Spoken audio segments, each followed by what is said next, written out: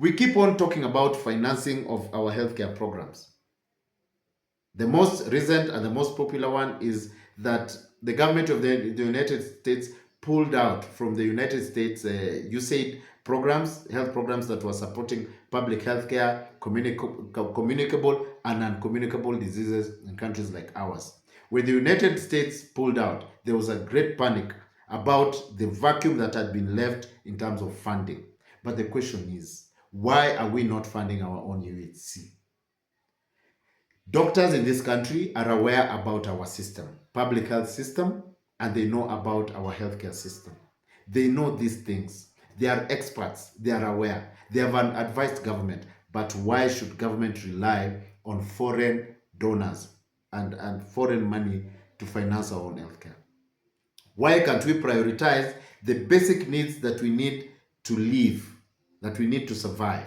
I am a layman. I am not a doctor. I am not a medical doctor. I don't claim to know anything about medicine. But the basic issues of policy are there in plain sight.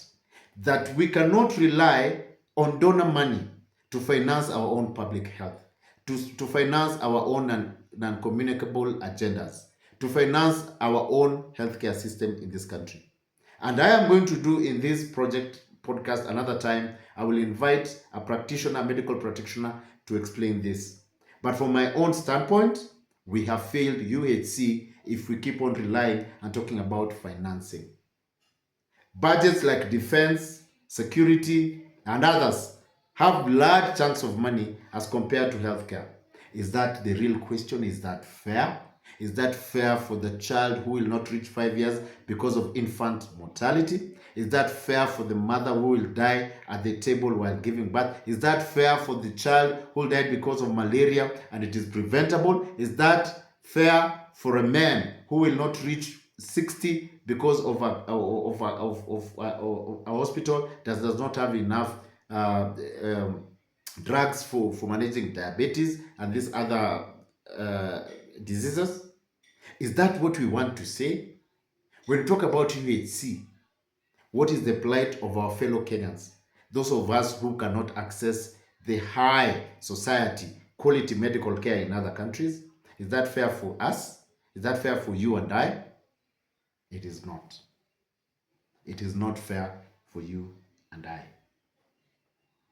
Therefore, tracing the journey of UHC from NHIF to SHI, the big SHI, I call it the SHI nonsense. Perhaps the most significant healthcare reform in recent years has been the transition from National Hospital Insurance Fund, NHIF, to the Social Health Authority. But is it working? That is the question. NHIF was established in 1966 and for decades served as Kenya's national health insurance scheme. Over time, it expanded outpatient care, maternity services, chronic disease cover, and contracts with both public and private hospitals. NHIF was working. However, NHIF also faced criticism, just like any other public system. Questions emerged regarding delayed reimbursements to hospital, which is the same thing that is happening right now, fraud investigations, which is the same thing that is happening with the SHA, governance concerns, which is the same thing that is happening with the SHA, administrative inefficiency, and unequal coverage, particularly among workers in the informal sector.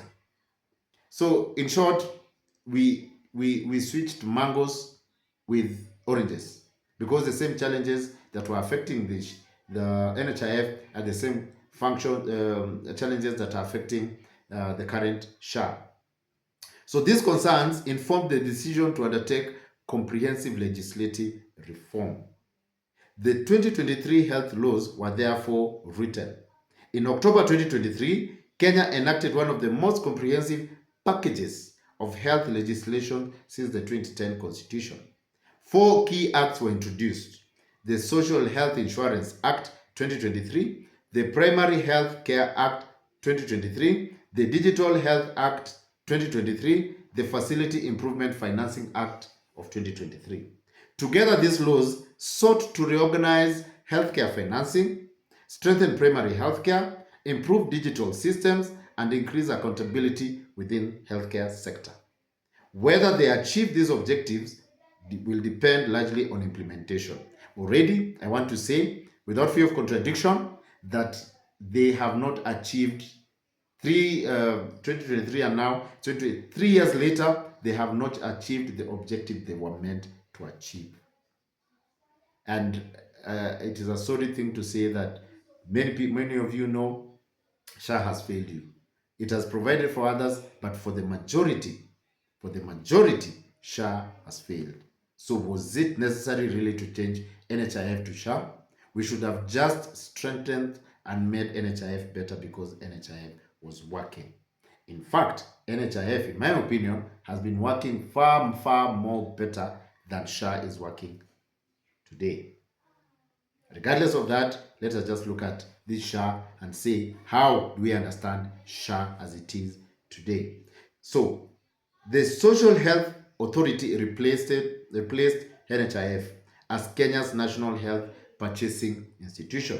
It introduced 3 principles financing mechanisms: the Social Health Insurance Fund, which finances essential healthcare services; the Primary Healthcare Fund, which supports preventive and promotive healthcare delivered mainly through primary healthcare facilities, the dispensaries and health facilities and what have you; the Emergency Critical and Chronic Illness Fund, designed to support high-cost medical conditions that would otherwise impose catastrophic financial burdens on households.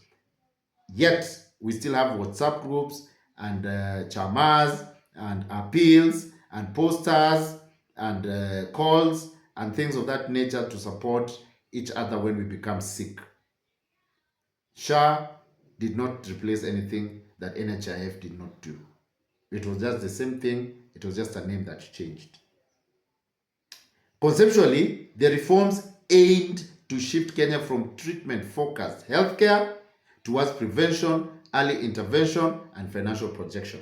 I do not have the numbers on that. I do not have the metrics on that. I do not have the evidence on that. But that is for you to decipher.